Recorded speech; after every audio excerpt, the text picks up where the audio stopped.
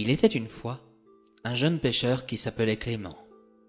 Lorsque sa mère partit rejoindre d'autres contrées britanniennes, après la disparition de son père en pleine mer, il rencontra une telle solitude qu'il décida d'aller retrouver celui-ci, même si ça devait l'engager à aller combattre les pires créatures. Après plusieurs semaines de navigation, il croisa une tempête qui le surprit.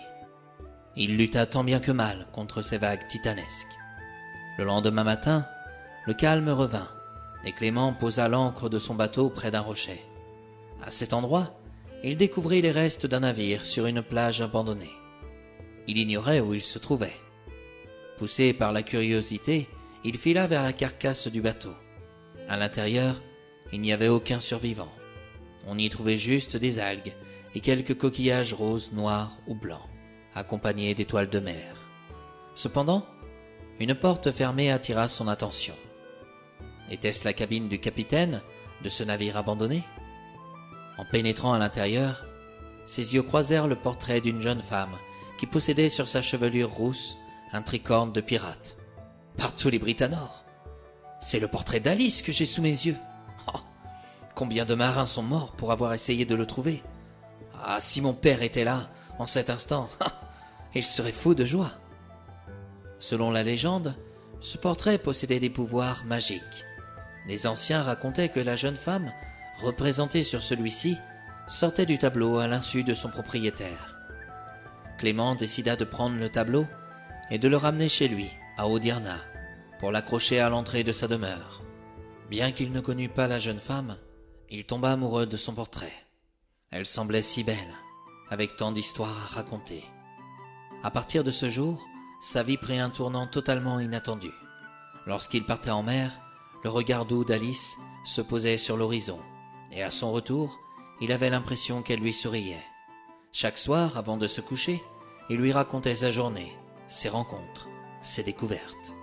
Ainsi passaient les jours et les nuits de Clément. Mais un soir, Clément rentra complètement épuisé. Une tempête l'avait encore une fois surpris, déchirant ses filets de pêche.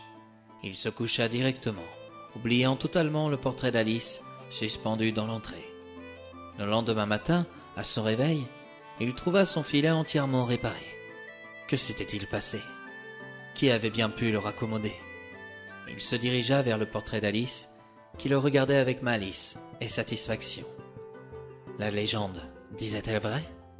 Intrigué et légèrement effrayé, Clément décida de tester la légende. Chaque soir, il laissait intentionnellement un objet cassé ou abîmé devant le portrait avant d'aller se coucher. Chaque matin, il retrouvait l'objet réparé, sans aucune explication. Il savait que personne d'autre ne pouvait entrer chez lui la nuit. Une nuit, poussé par la curiosité et l'audace, Clément fit semblant de s'endormir et resta aux aguets, espérant découvrir la vérité.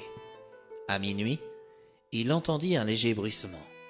Il ouvrit doucement les yeux et vit la jeune femme du portrait, Alice, sortir délicatement du cadre. Elle se dirigea vers l'objet laissé par Clément et, avec des gestes précis et habiles, le répara en silence. Clément était fasciné, incapable de bouger ou de parler. Lorsqu'elle eut terminé, Alice retourna vers le portrait et, avant de disparaître à nouveau dans le cadre, elle tourna son regard vers Clément et lui sourit tendrement. Clément sentit son cœur s'emballer. Le lendemain, au lieu de partir en mer, Clément s'en alla retrouver une sorcière dans la forêt des Charmes. Celle-ci n'avait pas une mauvaise réputation.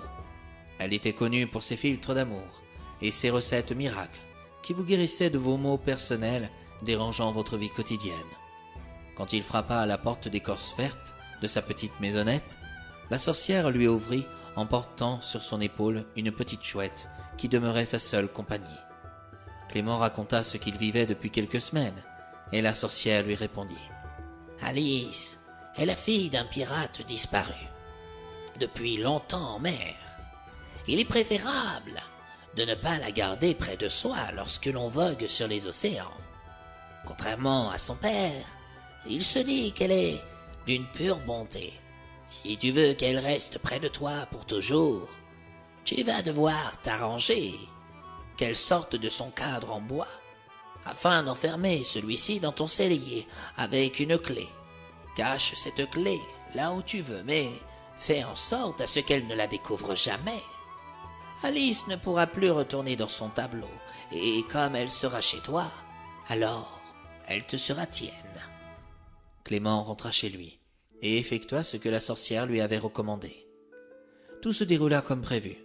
Quand Alice ne trouva plus son cadre, la tristesse la gagna, mais Clément la consola et lui demanda directement sa main.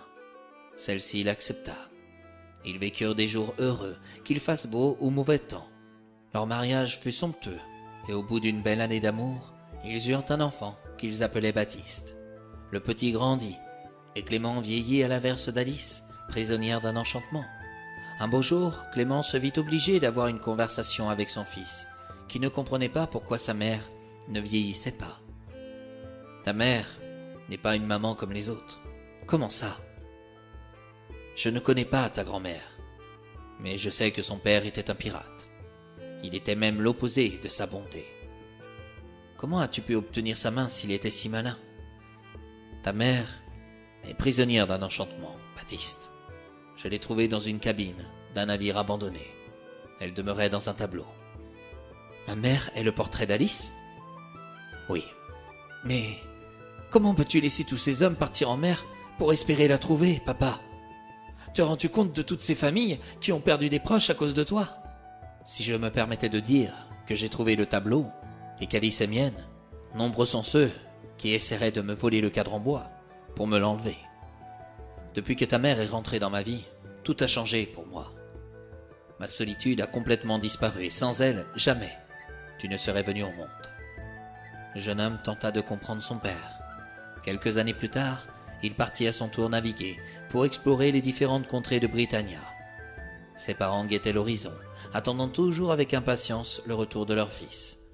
Baptiste ramena des tissus d'Eternitia, des bijoux de Guérékia, du cidre de Camorra. À chacun de ses retours, la petite famille organisait une fête en son honneur. Alice était fière de son fils. Il n'était pas devenu malsain comme son grand-père maternel. Quant à Clément, il était satisfait de voir son enfant naviguer aussi loin. Un beau soir, Clément arriva au bout de sa vie. Alice pleura à ses côtés. Elle semblait désormais être devenue sa fille, bien qu'elle fût son épouse et la mère de son enfant.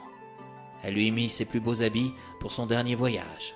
C'est alors qu'elle découvrit une clé dans une poche de son pantalon.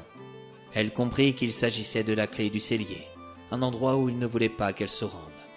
Sans plus tarder, elle alla dans celui-ci et retrouva le cadre en bois qui la maintenait éternelle. En respectant les volontés de Clément, Alice brûla son corps et envoya ses cendres à la mer. Au lieu d'aller se coucher, après une journée maussade, elle retourna à jamais dans son cadre en bois, en prenant bien soin de le suspendre dans le salon de la maison. Quelques semaines plus tard, Baptiste rentra chez ses parents, les bras chargés de trésors provenant de l'île enchantée. Il trouva la maison vide et découvrit un mot de sa mère sur la table du salon. Le message lui annonçait la mort de son père. Le jeune homme pleura et regretta de ne pas avoir pu être là pour ses derniers instants. Étonné par l'absence de sa mère, il découvrit enfin son portrait dans ce fameux cadre en bois que son père avait trouvé il y a de nombreuses années. Il l'emporta donc avec lui sur son bateau et repartit aussitôt à la conquête de nouvelles aventures. Et c'est ainsi, mes chers amis, que nous arrivons à la fin de cette histoire. Étant le fils du portrait d'Alice, Baptiste fut protégé par le cadre en bois, jusqu'au jour où celui-ci disparut sur l'île des bandits. Depuis, personne ne l'a jamais retrouvé. Quant à Baptiste, la vie ne lui laissa pas le temps de fonder à son tour une famille, car la mère lui ôta la vie avant qu'il ne puisse y penser.